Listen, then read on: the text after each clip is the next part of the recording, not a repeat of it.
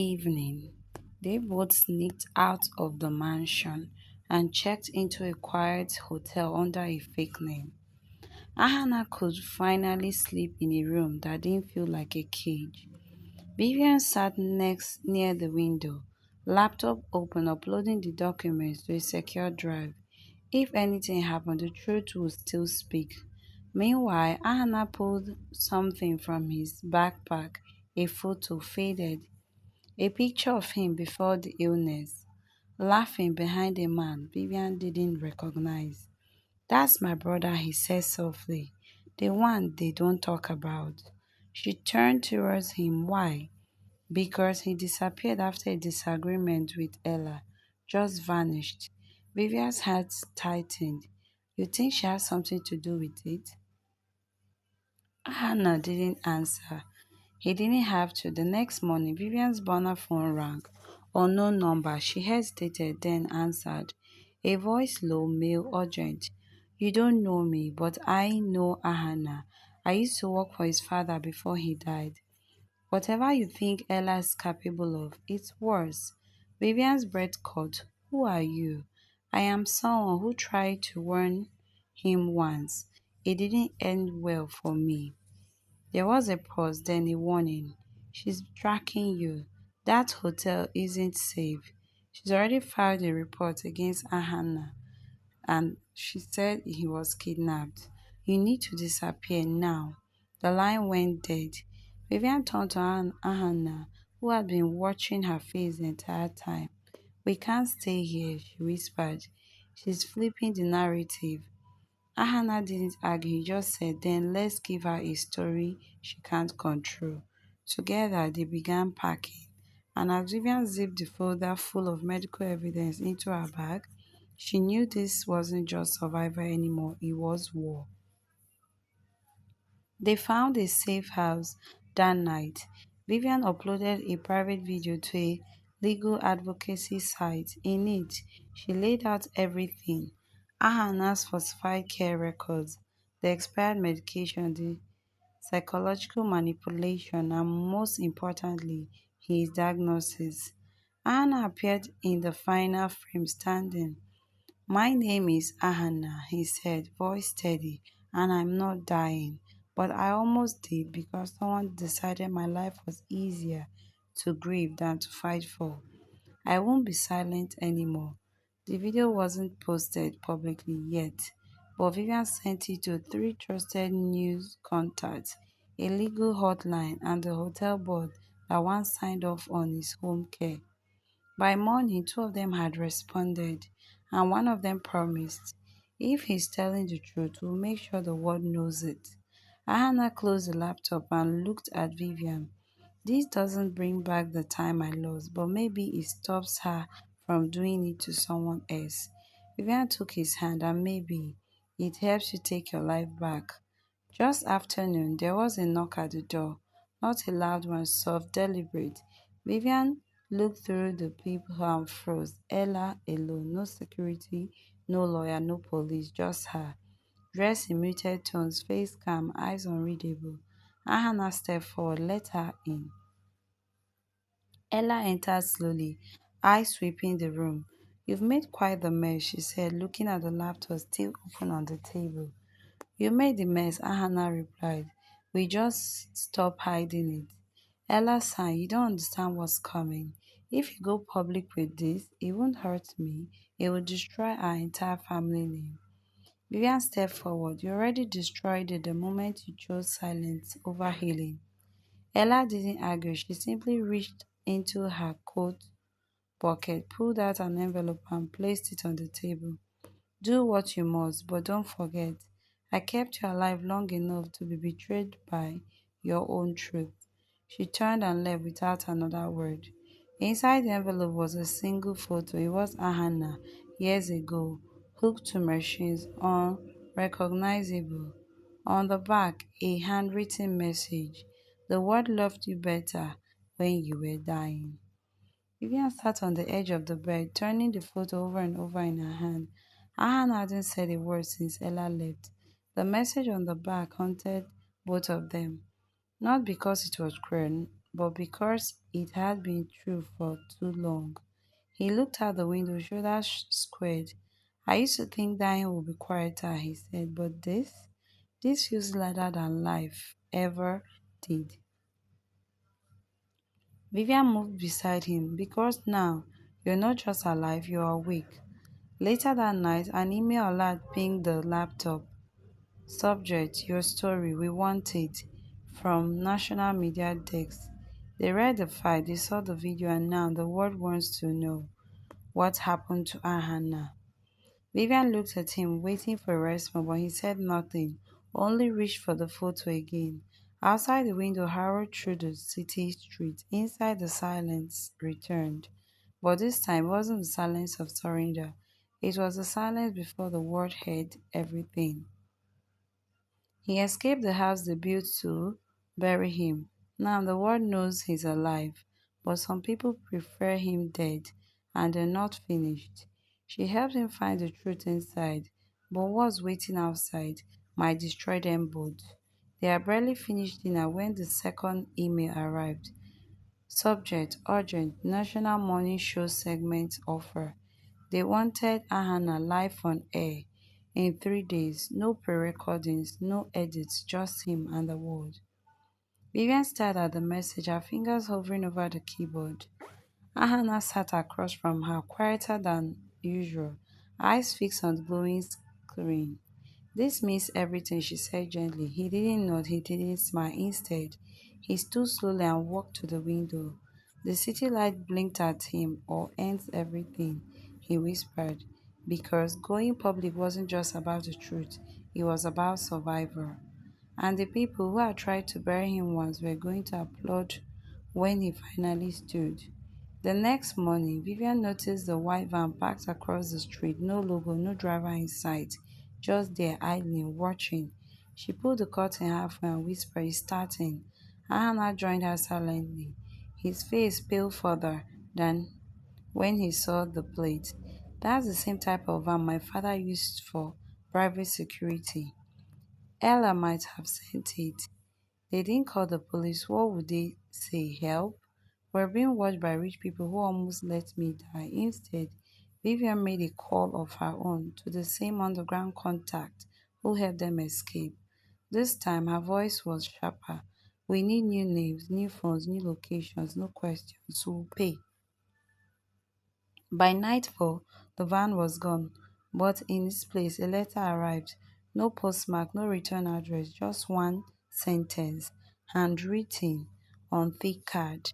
"The deeper you dig, the more graves you find."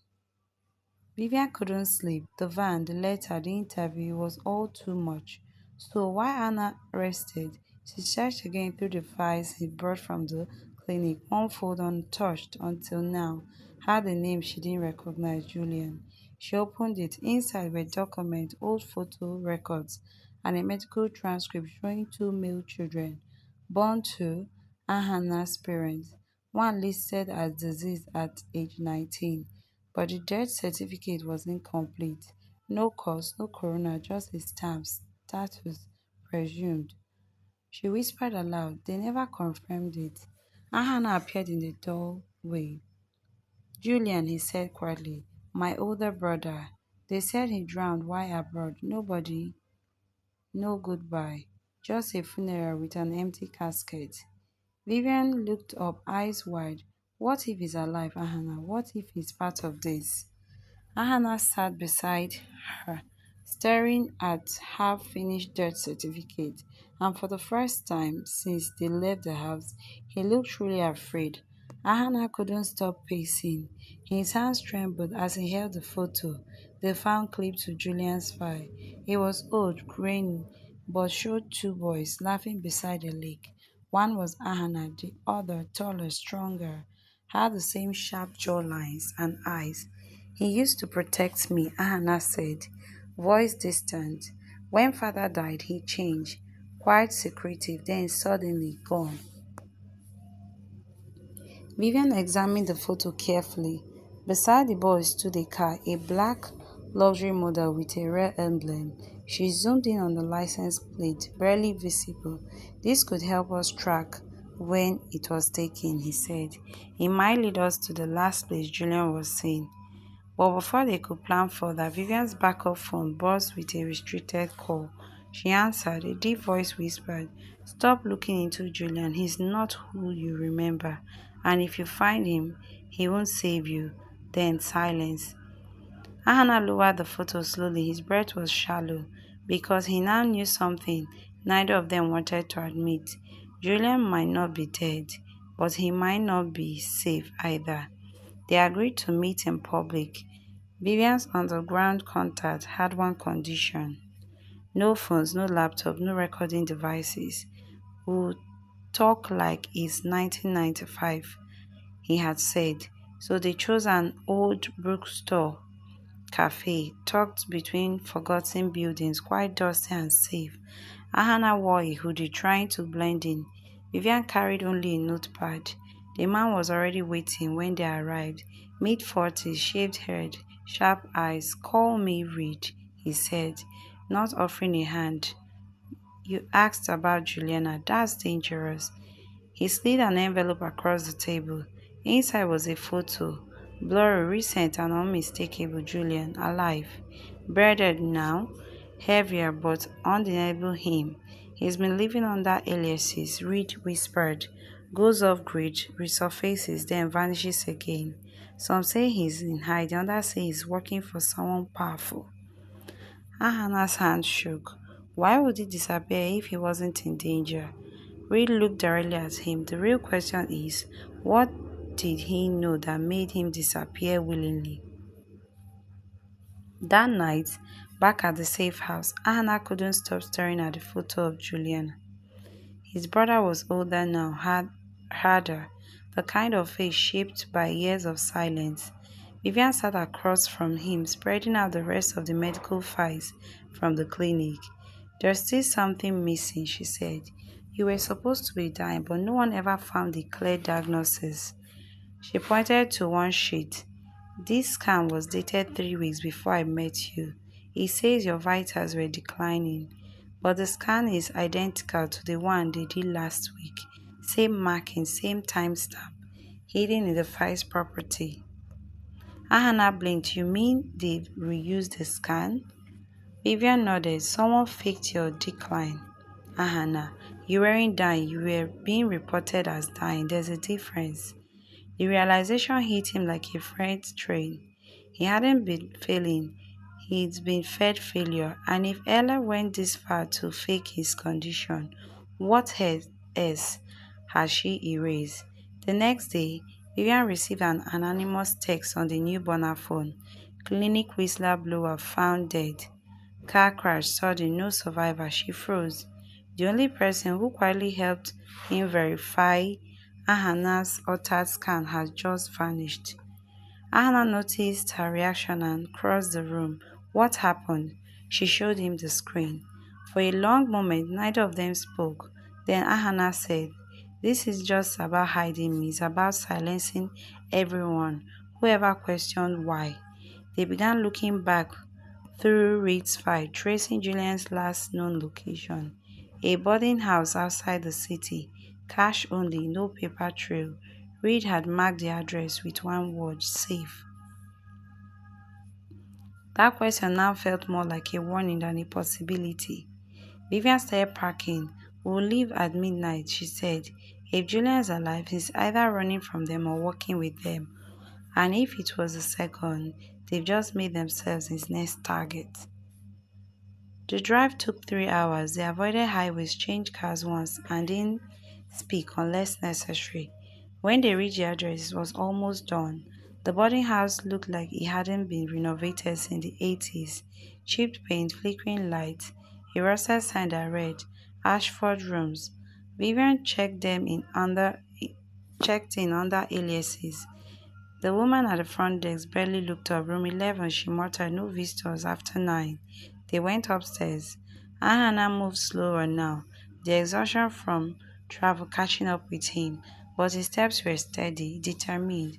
Room 11 was small, two tiny beds, peeling walls, and a single window facing an alley, but taped to the underside of the drawer in the bedside table, they found it, a key, wrapped in clothes and a note. If you found this, he's still out there. But be careful. Julian is not who he used to be. It wasn't signed, but the handwriting matched the letter Ahana once wrote when he thought he was dying. Someone who knew both brothers had been here, and they were afraid. They didn't sleep, not after that note. Ahana created a video statement in a dim corner of the room. He spoke slowly, his voice steady. My name is Ahana Okeke, formerly known as Ahana Okafor. For years, I was manipulated, medically suppressed, and labeled as terminal to protect a family empire built on secret. I am not sick, I am not broken, but I was made to believe I was for money, for image, for power. This is the truth they never wanted you to hear. He looked straight into the lenses. If you're watching this, then we didn't make it, but the story did. Note: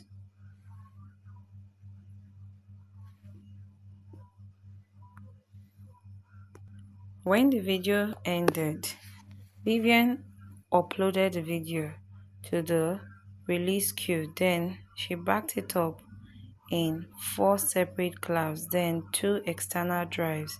They couldn't afford to lose it. Every word Ahana said could unravel Ella's empire, and everything Julian has risked could finally see daylight.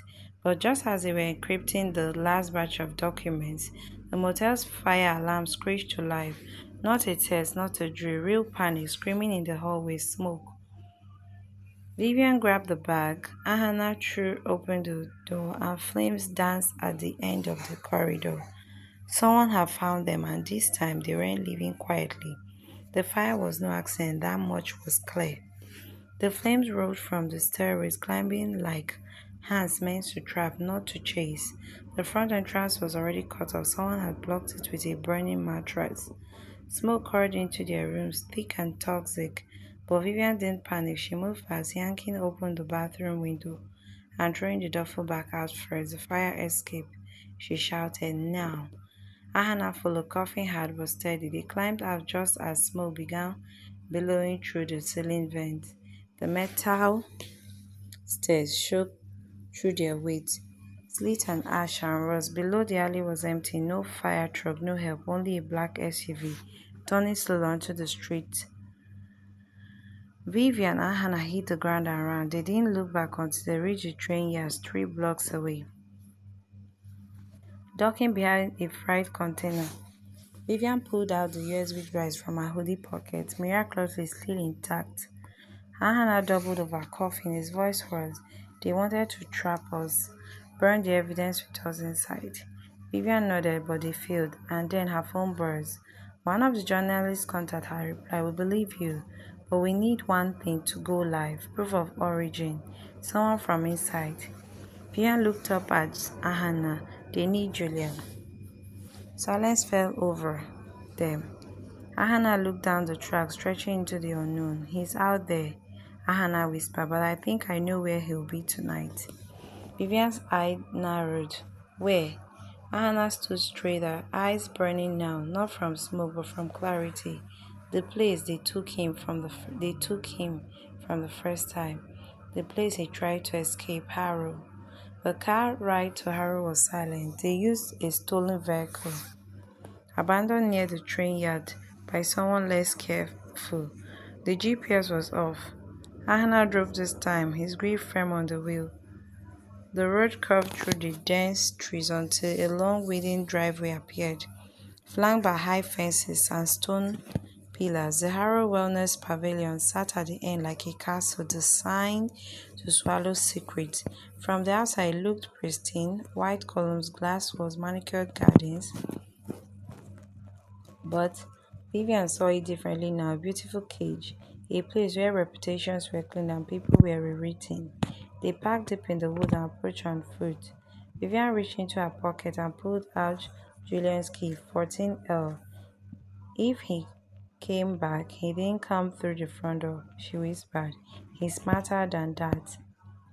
Ahana nodded. There's an underground maintenance tunnel, I remember it. He showed it to me once, years ago. I thought he was being dramatic. I didn't know he was planning to escape. They followed a narrow trail behind the building, hidden by ivy and decay. There, half buried beneath overgrowth, was a rusted metal door. Hannah prayed it open. The door inside was cold and smelled of damp stone. They stepped in. Each foot echoed like a tread. Pipes hissed above. And then a voice whispered from the shadow. Took you long enough. Vivian froze. Hannah's breath caught because stepping into the weak light scuffery bedded but alive was Julian. Julian stood still for a long time, letting the silence thicken between them. Then suddenly he smiled, just a little. A flicker of the brother. Hannah remembered in a word that had tried to erase both of them. Hannah stepped forward, voice cracking. They told me you drowned. Julian tilted his head. They told me you died last week. I see you found someone who didn't listen. Vivian nodded. We found your journal, your warnings, the signature room, the files, everything. We know what Harrow really is. Julian led them deeper into the tunnel, into a small hidden chamber, forgotten maintenance station he has been living in for weeks. Maps covered the walls, surveillance photos, names. Julian hadn't just survived. He's been watching, documenting, preparing. They use this place to sanitize reputation, Julian said. They don't kill people, they erase who they were and build someone useful from the pieces. If the family is powerful enough, no one asks why a child disappears or why they come from smiling at Haru. Ahana sat there shaking. Why didn't you come for me? I tried, Juliana said, kneeling beside him. But I was already off grid. The moment they knew I was alive, they wanted me. You were the bait. I stayed away to keep them away from you. I didn't know they'll start early. Vivian pulled out the USB drive. We have everything, documents, testimonies. Your voice will trigger an investigation. Juliana narrowed his eyes and get us all killed in the process. Anna looked at his brother. Then help us be loud enough. They can't bury us this time. Juliana stared at the files in silence, then nodded once.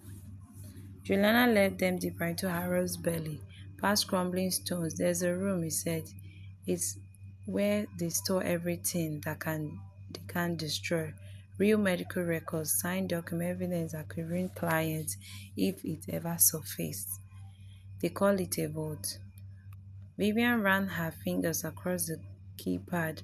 Biometric access. Juliana nodded. I cloned a master print before I escaped, but it only opens once before locking out for 72 hours. Inside, the air was colder than outside. Steel shelves lined the room, stacked with unmarked boxes. Vivian immediately pulled down one label. The Okafor. Ahana flipped it open and nearly collapsed. Inside were video logs, files marked and false diagnosis, medication chart that contradicted everything. Vivian took photos of everything, every page, every signature as evidence. After they left the building, unseen, undetected, they reached the city's outskirts just before 11 p.m., crammed in the back of a delivery van arranged by Julian's contact. The files had been backed up, the photos were time-stamped, and the final upload, Ahana's video testimony, was set to go live in exactly 45 minutes. Vivian sat hunched over her phone, watching the upload bar inch further with painful slowness. Julian sat opposite her, head bowed, running through every possible exit route if things went wrong. Ahana, calm but pale, clutched the final hard copy of his story, his name, his diagnosis, the proof of how he was rewritten by his own blood.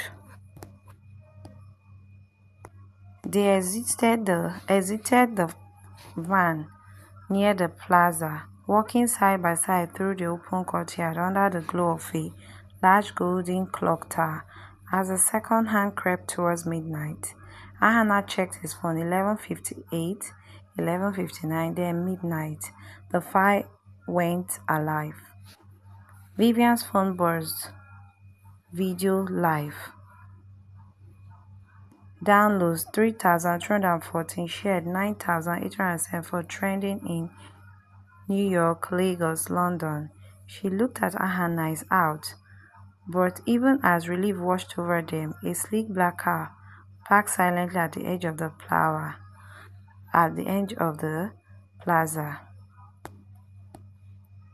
Out stepped out Ella, dressed in black, no smile, no fear, just resignation. She walked towards them slowly alone. "You really did it," she said softly. "You let the world watch your family fall apart." Anna stared at her with a strange calm. "No," he said, "I let them see what it always was." Before Ella could make any further statement, the police van was there, and they handcuffed her and took her into the police cell for further investigation. Moments later, Vivian's phone buzzed. A breaking news alert flashed across the screen. Horrors exposed. Viral testimony sparks international investigation into Elite Wellness Facility. Family of billionaire Ahana Okafor accused of medical misconduct and human identity fraud. She looked at Ahana. He looked towards the sunrise breaking through the skyline, his shoulders lighter than they've ever been. "What now?" she asked. Ahana exhaled. "Now, we build something real, something they can't rewrite." The end. I hope you did enjoy this amazing story. If this is your first